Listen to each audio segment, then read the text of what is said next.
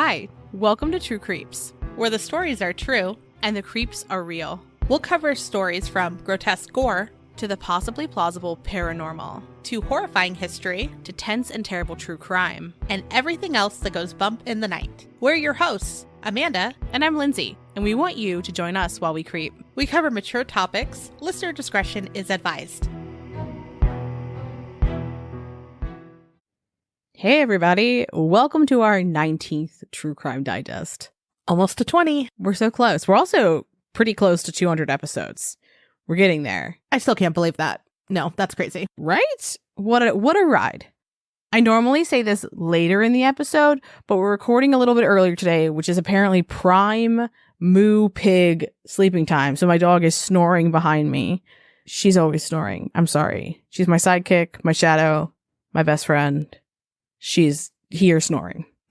It's her nap time. It's our fault, really. Yeah, and honestly, how dare we? So if you haven't been to a True Crime Digest before, welcome.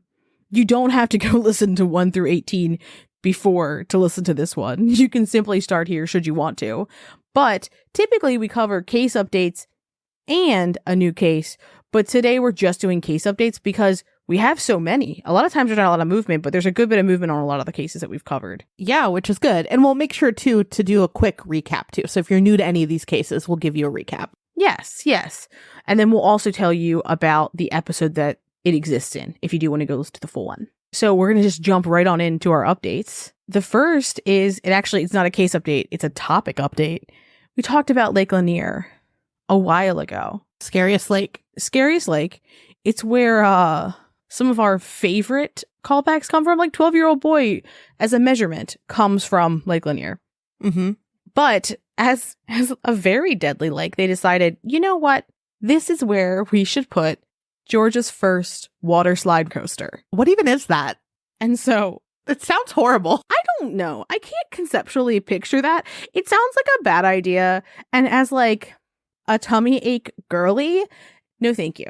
Your husband and I went on that crazy water slide in Cancun, and even that was too much. I forgot about that. I think, is a water slide roller coaster just a fancy name for a big water slide? I just feel like we're doing too much with slides. There's not nearly as much control in those. Sure, you can't go anywhere, but I just feel like my body, left to its own devices, will sprain itself if thrown around and jostled and moved too quickly. I just find it worrying. And if I'm not mistaken, that very high up slide that you went on, like halfway through, it wasn't fully covered. It was just the bottom and side. So like, here's to hoping you don't like move in the wrong way because you're coming out. I immediately regretted my decision. Like once I started going down it, I was like, I fucked up. Yeah. Mike and I, meanwhile, we were just walking around. We got some sodies. We're just like looking at this massive thing. We're like, that's a lot of steps to go up, and that's a lot of nope to come down. Mm-hmm. We went and I think we looked at like a little garden thing. I don't know. What a time. Yeah. Well, I was thinking how calm the water was and like safe the water was there. And then thinking of like that same thing. I know it's not going to be the exact same, but thinking that same thing at Lake Lanier where it's just a death trap already. Yeah, it's just a bad idea. Yeah, I don't understand. Should you decide to go there, perhaps exercise caution knowing what happens there. Yeah. I've seen a few TikToks about it already come up, and everyone's like curious as to why they chose this place to make this thing. There's plenty of things that you can do that are fun that are not that dangerous at the Death Lake. Yeah, that's fair. Okay, so moving from Lake Lanier, we're going to switch gears into a more sad topic. In a lot of our episodes and True Crime Digest updates, we'll talk about missing persons. And so we wanted to mention Daniel Robinson. We've covered him, pretty much since his original disappearance. And there aren't any updates about his missing persons case, but his father, David Robinson, has been relentlessly searching for his son. He's pressured local law enforcement. He's raised funds. He's hired private investigators. He's really just done everything that I could think of for a person to do. And in these searches, they found the remains of other people. So he's been able to get closure for other families.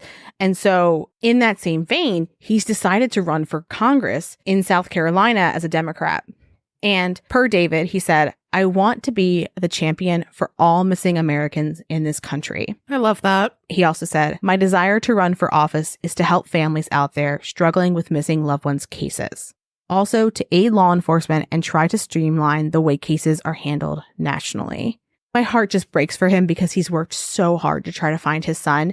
And I think it's really powerful that he's like, not only am I going to look for my son, but I'm going to make it so that no one else has to do this.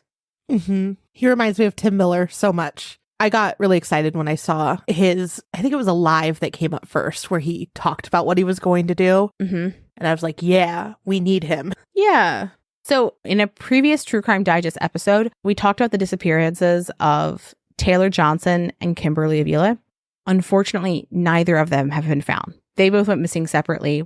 We've included their missing persons flyer in our show notes. So if you want to take a look at those, I just can't stress enough how important it is to take a look, to share these regularly, because you just never know when someone's going to know something, when someone's going to see something. The more you share it, the more you interact with stuff too. It'll come up on other people's feeds in a lot of social media. Yes. So if you see them come up or if you share them, interact. Yes. So our next update is about the Cecil Hotel, which we did a whole episode on the hotel itself because it had an interesting past related to true crime, but also there were some spooky things happening.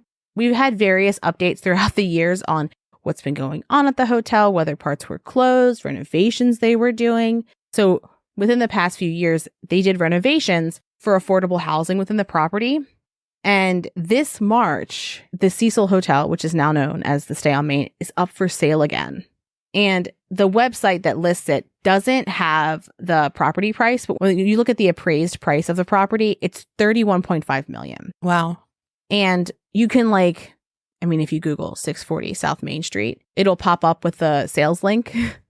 But the photos of it are like very cheery and upbeat and like very light, I would say, versus very recently we talked about how poorly the building was being maintained on the affordable housing floors. So it's a stark difference between the two and a little unnerving. I don't expect them to be like, here is the floors that look terrible where there's human feces on the walls. Like, you wouldn't put that in a real estate listing. I get that.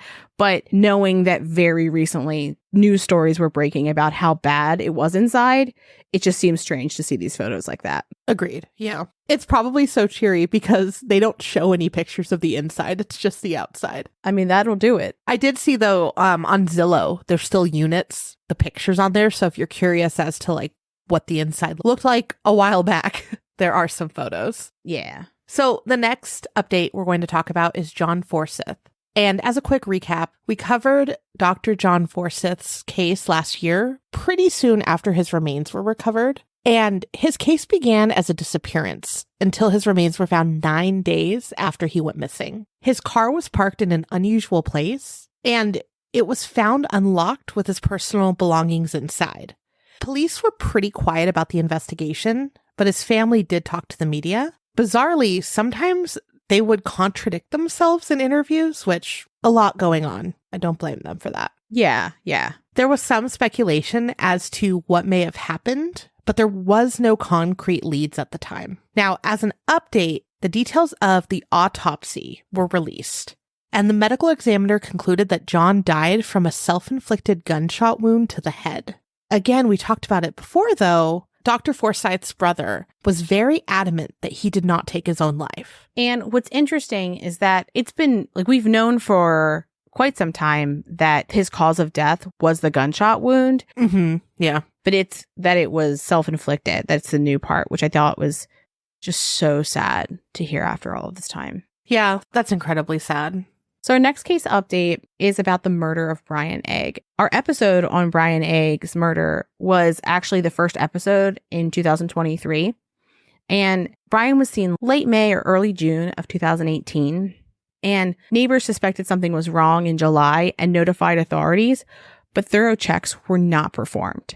Then in August, neighbors started noticing strange activity inside and outside of the home, including a crime scene cleanup company being there. And at that point, an official missing persons report was filed. Then Brian's home was searched, which feels bizarre, right? That we're doing these things a little bit backwards. But while they were searching the home, they found his remains in the house.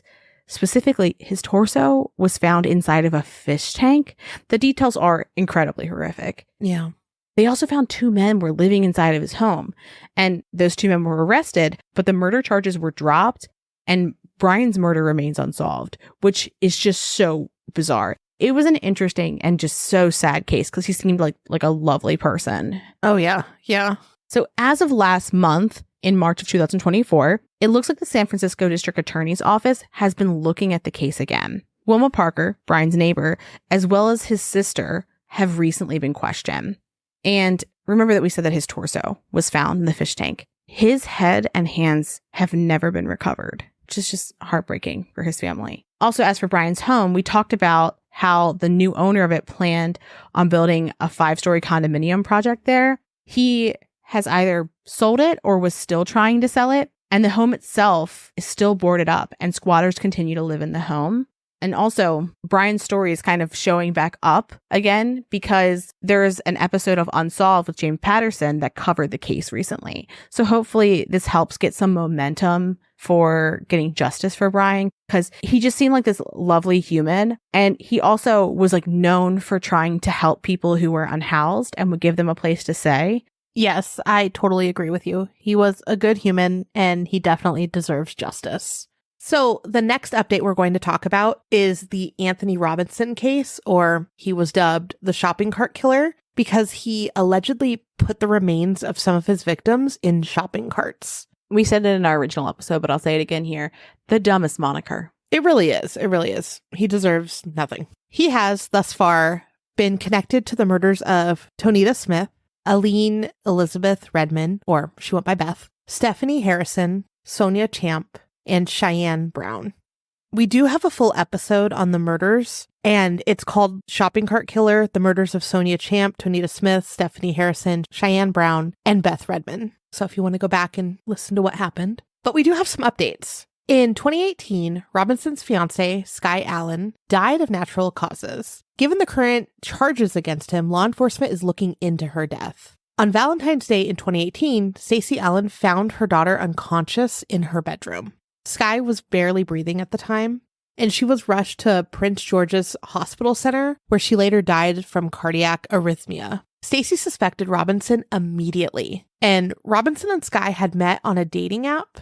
He shared a bedroom with her, and no one in Sky's family liked Robinson. Stacey asked Robinson if he killed her daughter, and he said no. Sky's body was cremated after her death, so it's unclear how law enforcement could investigate any further, but hopefully, if he was involved, something happens with that. Yeah, it's just so sad, though. I feel so bad for her mom. I really do, too. I feel for her.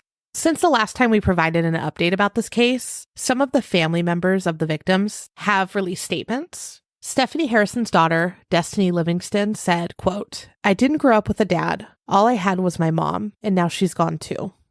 That breaks my heart. Yeah. Cheyenne Brown's mother, Nicondra Brown, said, quote, "I will not rest until he pays for what he has done to my daughter and to those women," which, like, fair. We can't wait to see this guy pay. Yeah. Fairfax Police Chief Davis suspects that there are more victims, which is really scary. It is really scary. And as part of our research for this week's episode, one of the things that we did was we went on NamUs and we looked up unidentified remains that have been found in the DC, Virginia, Maryland area, which is always a very heavy lift to go through and look through dozens of people who have been identified. But we didn't see any that matched Robinson's MO here. Yeah. Which I guess is a good thing, but they also suspect that he may have been in Pennsylvania and also New York too, so he may be all up the East Coast. So we didn't do those quite yet because it's honestly just really hard to do that. And we'll talk in a second about knowing he was in Pennsylvania too. Right. Robinson currently has 3 pending cases in Rockingham County Circuit Court in Virginia for charges for first-degree murder, concealment of a body, and related to there being multiple murders. His first trial starts September 23rd of 2024, and it's scheduled for 5 days. We're hoping that the victims receive justice. Yeah, we really do. One of the interesting updates that we saw was that we found an interview with a woman who at one point dated Robinson, and her name is Monica White. And she said that she met Robinson on a dating app called Tagged. And she describes her experience, and I found it fascinating, and it also like matches with what we've seen with like how he has operated. So she said that once they started talking, he began calling her obsessively, like to the point where she just didn't even want to answer her phone. Oh, wow. And at this point, she was living in Pennsylvania, but he was not living there. And she was going through a divorce. She describes herself as being in a low place and that she was feeling lonely. And so she didn't find herself very attracted to Robinson, but she kept talking to him. I think she just liked the attention. She was just going through a rough patch in life. And so in January of 2021, they met for the first time when he traveled to Mechanicsburg, Pennsylvania. And she said that when she met him, he was nice, but that she had some concerns. Uh-oh. Yeah. So she picked him up from the bus stop, and he gets in her car. And one of the very first things he says to her is, "Please don't judge me straight off the bat. Let's get to know each other. I don't like women who reject me." Ew. A very terrifying foreshadowing. Yeah. So Monica and Robinson go back to her home, and they order dinner, and they're chatting. And she says, he wasn't too bad, but he wasn't my type. So like, it kind of tracks with what she'd been saying. Yeah. But so, you know, he is there. They start getting intimate. And during this, he tries to tie her up. He tries to pull her hands behind her back, and he grabs her neck. Per Monica, she doesn't think that he was trying to kill her. She just thought that he was into like some different stuff than she was in bed. Yeah. And she was not for it though. And they hadn't had a previous conversation. So it's not as though this was like an agreed upon thing that they both talked about as consenting adults. It was like he just started doing this. It was the first time that they'd ever had like an intimate interaction like this, and he starts doing that. So he tries to do this. She says no. And then she's like, and actually, we're not doing this. Like, we're not ever going to have sex. Like, that's just not happening.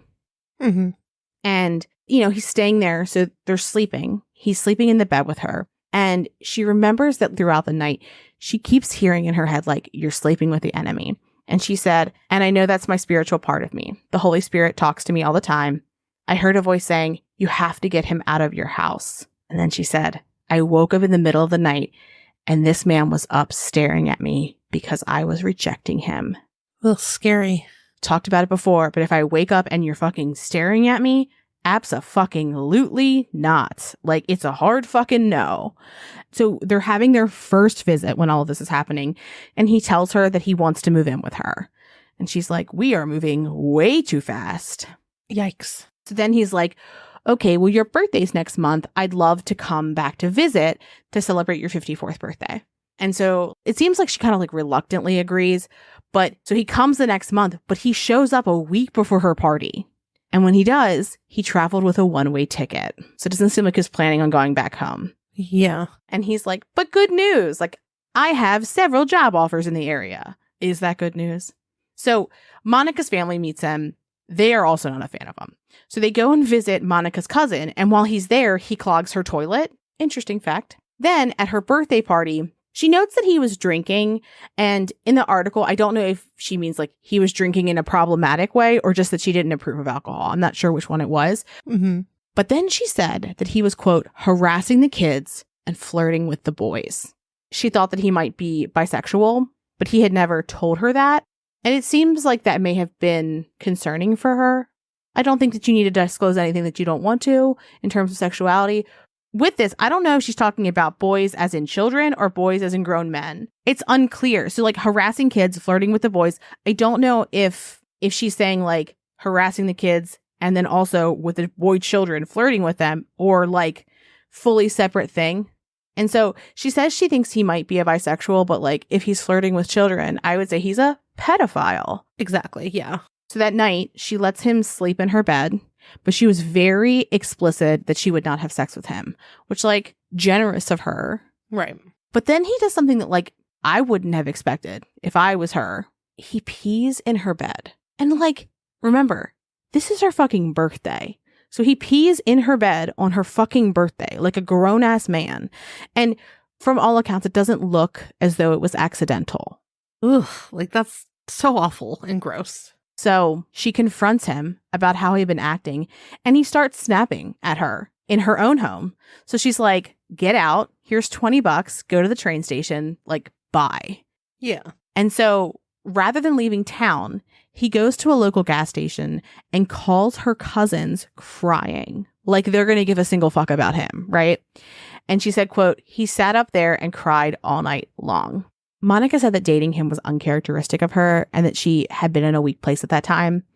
And she also said that since she won't be using dating apps or be looking for love online, which I feel like is very fair. Yeah. Because this experience would probably sour me too. Right. Especially if you then found out like what he allegedly did to a bunch of other women who he had met. That's frightening, right? Like finding that out. It's so frightening. Yes. It also like, it just kind of shows you the behavior that he was exhibiting when he wasn't murdering women. Like this is all fucked up even before the murder part. Yes, agreed. So our next update is about the Robin Murphy case. And we have a full episode on this case as well, because it's relatively complex in terms of allegations and timelines. And it's called The Murders of Barbara Raposa, Karen Marsden, and Doreen Levesque, Fall River Cult Killings, Bridgewater Triangle, and Satanic Panic 3. So a lot of overlap in a lot of our series, all in one episode. Carl Drew was convicted for murdering Karen Marsden, and Robin Murphy pled guilty to second-degree murder as part of a plea agreement to testify against Drew. Now, the update is Murphy originally testified that Carl Drew killed her girlfriend, Karen Marsden, and currently Murphy is up for parole again. Murphy said that at the time she believed that Drew had murdered Karen. He has been incarcerated since 1981. And she said, quote, "I felt at the time that he was responsible. He said he was going to kill her, and she ended up dead. A lot of other things have come out since that time. My testimony should not have been false against him." She went on to say that since her last parole hearing in 2022, she has learned new information that makes her rethink Drew's part in the murder. But she wouldn't say where the new information came from, which is very interesting. Alan Sylvia, who worked on the case, petitioned against Murphy's release. A friend of Barbara Raposa, Patricia DeSoto, also testified against Murphy's release, as did Dennis Collins, who was the chief of the Bristol County District Attorney's Homicide Division. A decision on her parole has not been rendered yet. In 2022, it took about 8 months for the parole board to determine not to release Murphy. So moving on to our next update for today, this is another case that we covered in our Satanic Panic series originally, but this is the murder of 3 young boys, Stevie Branch, Christopher Byers, and Michael Moore. This one stayed with me. This one was really rough, partially because there's a documentary series on it that's very excellent. But in that documentary, they show you the footage from the police of the crime scene of the little boys. So you see them as they were found by police. And so the 3 boys went missing when they were riding their bikes on May 5th of 1993. And that was the last time they were seen. Then their nude and bound bodies were found the following day in a drainage ditch near the neighborhood of Robin Hood Hills. A month later, Damien Echols, Jessie Misskelley Jr., and Jason Baldwin were arrested and charged, and they began to be known as the West Memphis 3. Now, prosecutors claim that the murders were part of a satanic or occult ceremony, and this was really just like when the Satanic Panic was going. The height of it. Yeah.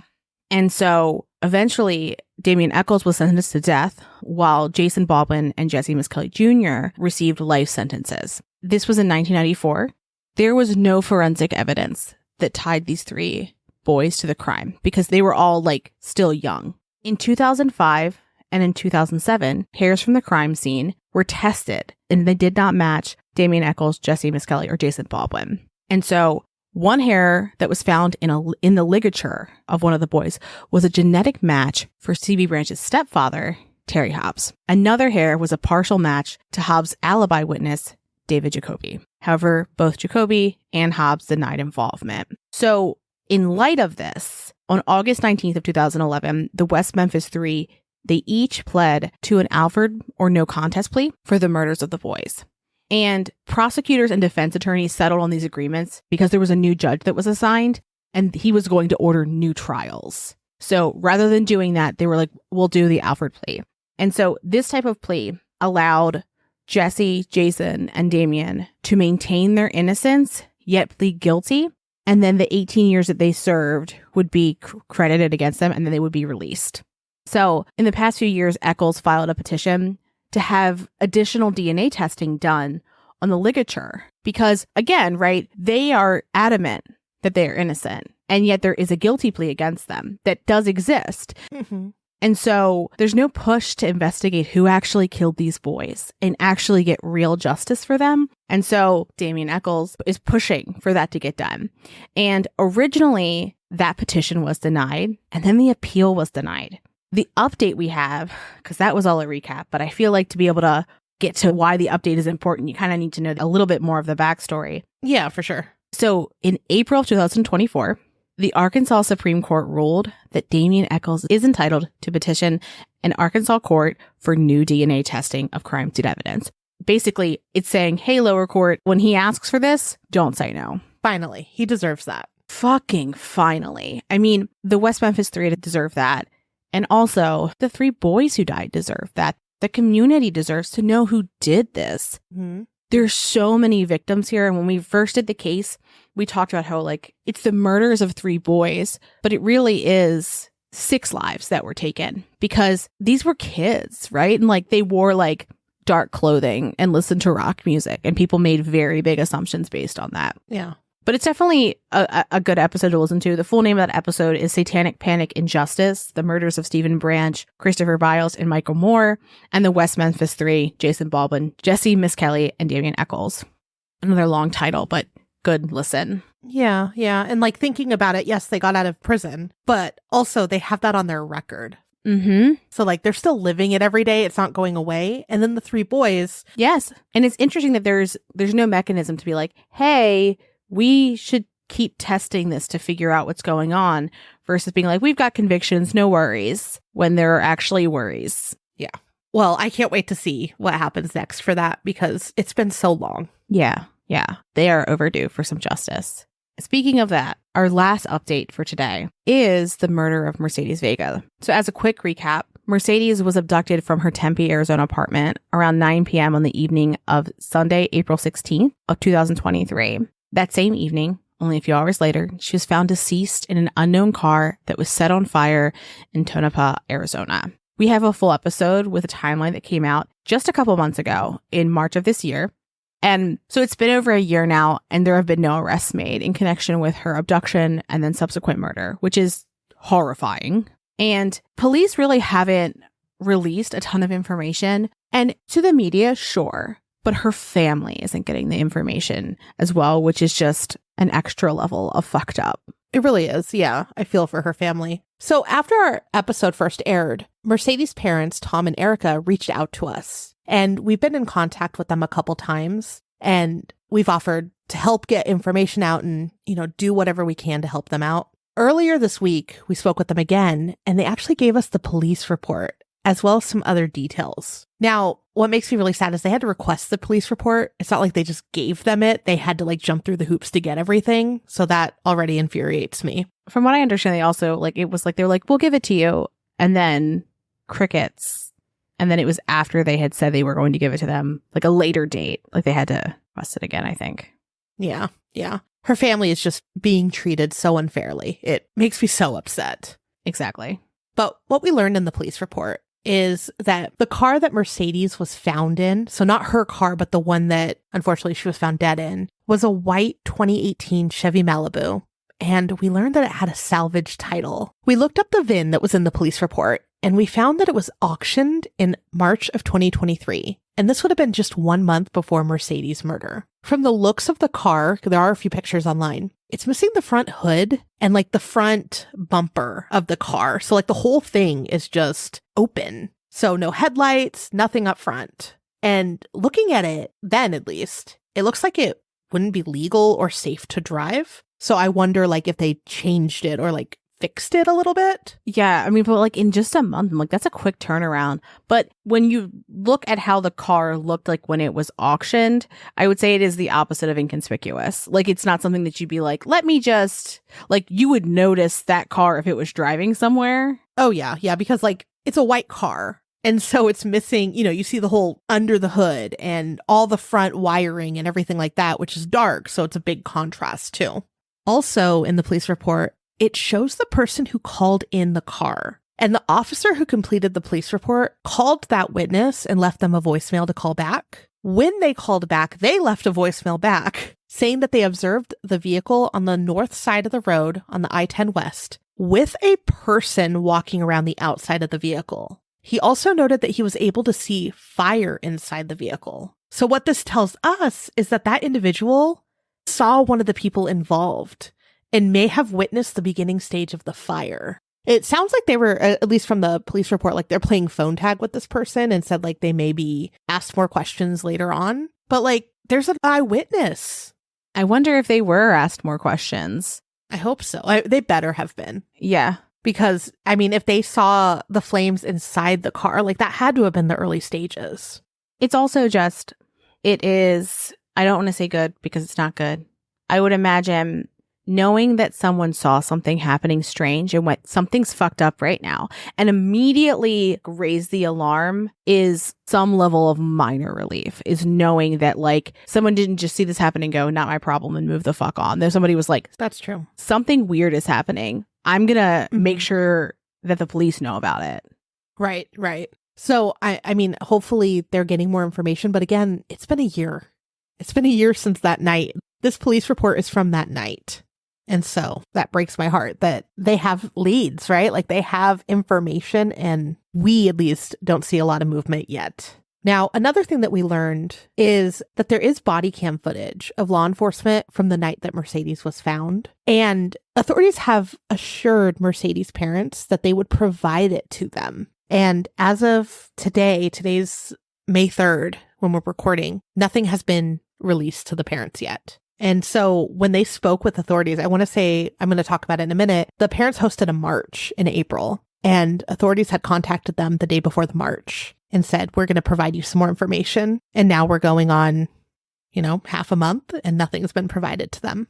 Another thing that we learned recently and that her parents are aware exists is that there is security footage of two individuals walking away from Mercedes' personal car that was left behind Culinary Dropout in Tempe. From what I understand, the exact area isn't exactly known, but, a range of where it may have been is. I actually went to where Mercedes' mom, Erica, said that the car may have been, just to kind of get a feel for that area. And I will say at night, it's very dark. If it was down this dead end that I believe it might have been, it's very dark and very easy to not be seen. So I'm very, very happy that there is security footage. Now I'm just hoping that security footage goes somewhere, right? Because now we have another two individuals that are connected to this case. And I feel like it would be very easy to release that and be like, who are these people, right? We've seen it done in other cases. Why not this one? Absolutely. And I mean, at the very least, you would think that they would have had stills of those and said, do you recognize these people? To her parents, to her family? Like, minimum. Minimum. Yes. Yes. And then this says, okay, there's two people here at her personal car. Remember, there's two cars involved. So her personal car, there's two people. Now, the car she was found in, there's an eyewitness of one person walking around it. So we don't know if that is the same individual that was present in both these situations, or are we up to three people? Now, I mentioned it a minute ago, but I was able to attend a peaceful march that her parents had set up for Mercedes. And the purpose of the march was to bring awareness to Mercedes and all of the women in Arizona who have not received justice, been overlooked, pushed aside, or forgotten. It was on April 17th, and that's 1 year after Mercedes' murder. Her family and friends also began using the hashtag #SheMatters. And I will say that this march was powerful, and it really left an impression on me. Mercedes' loved ones are amazing people, and all of them showed that they cared deeply for Mercedes. And I was fortunate enough to hear some of the stories that they had about her and what an incredible daughter and friend she was. It was just moving to see this large group of people who cared about her come together to not only, share how much they loved her and just really nice stories that they had with her, but also everyone is outraged. Everyone is pissed off and everyone's demanding justice. And so just the whole experience, I feel like was powerful, right? Like everyone that attended probably, I hope, feels the same way. Yeah, I'm sure. From everything you said, it very much sounded that way. Yeah. And I was happy to see that the news was there as well. And so there's a few news stations that ran the story again and, interviewed her parents and some of her friends. So again, hopefully it's getting the attention it deserves. And from what Lindsay and I were told too, we suspect that there will be more coverage of it coming soon. Yes. Even now, like just searching her name, there's so many more articles than there once was, which is like it's very good to see. Like, I think more people seeing what happened to her and being able to, one, say like, oh, okay, do I know anything? Was I around anywhere? But also being aware that this kind of stuff is happening in that area is so important so that people can stay safe. Yes. And during the march too, we put up red balloons. We put up various different flyers. And as people were walking by, we were handing them flyers, talking about her case. And her family also had little bracelets, like those rubber bracelets with her name on it. And so we were handing those out to people too. So like they would go home and remember to look up the case and talk about it. And so the organization of it was just great. Now, when we spoke with her parents a couple days ago, we asked, like, is there anything else that you would like us to share? And Erica asked that people who live in Phoenix, again, look at their security footage, anything that they have access to from that night, Ring cameras, anything. And just look and see if they saw anything strange or anything out of the ordinary that day. And if so, please report it. Erica also asked that anyone that knew her, worked with her, crossed paths with her, or lived near Mercedes, think back to that day. Think back to what was going on that day, any of the days before or following, to see if they remember anything that stood out, anything that was odd or different, just because that could be a piece of this that can help connect the puzzle, right? Just anything. Yeah, I mean, and it's even things that seem very tiny or off. Like, you just never know, right? And like when you're aware of your surroundings and maybe you saw something weird that day. Maybe you saw someone acting very strange around a car. Maybe you saw a car that didn't have a front. Yes. So now that we have more details on it, even if you already did it before, check your cameras again. We will, in our show notes, also include the links for Mercedes and who to call if you do find anything. But I would love to keep her name out there because I just want to see justice for this family. And this family, honestly, talking with them, they are so kind and just deserve the world. No, they absolutely do. From talking to Erica and Tom, it's just so abundantly clear that they love their daughter. They miss her. They want justice for her. And that they also see that this is clearly a systemic problem. Yes. It's just so heartbreaking.